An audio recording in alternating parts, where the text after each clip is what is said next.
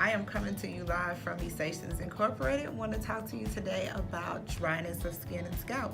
It's that time of year again, and we all experience it, myself included. No one is excluded from it.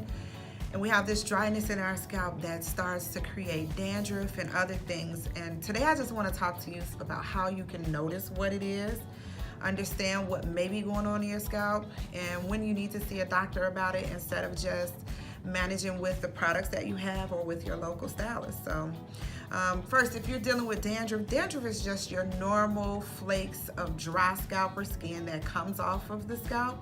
It can also be over oil or over dryness, and even sometimes too many skin cells that have created and formed on your scalp.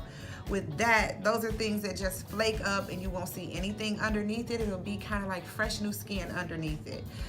If you're just experiencing flaking in that way, then know that you're probably dealing with dandruff. It's when you get some of the other things going on that you might want to go and see your doctor. I'm talking about things like eczema, which you may have on different other parts of your body, and then it starts to form on your scalp as well, which is another part of the skin of your body too. And then there's also like psoriasis, seborrheic dermatitis, stuff like that. When you're dealing with something like psoriasis, you're looking at more patchy skin. It'll be thick, scaly patches, things like that. Sometimes they split and they may bleed or have pus underneath.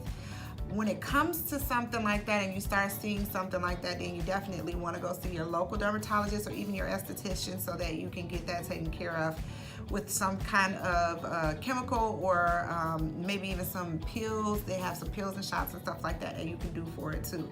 And then when you're dealing with seborrheic dermatitis, that's usually an overactive gland that you have there, where you may have the buildup of too much oil.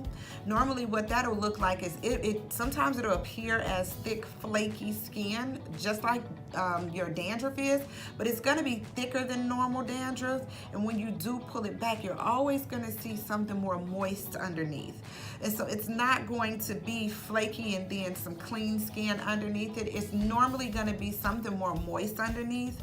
And then you're also going to be dealing with a lot of itching when it comes to that, and big patches, big scaly patches that are gonna, you can end up flaking them up, but they're very thick. When you flake them up, sometimes it breaks and it's not just smooth to break.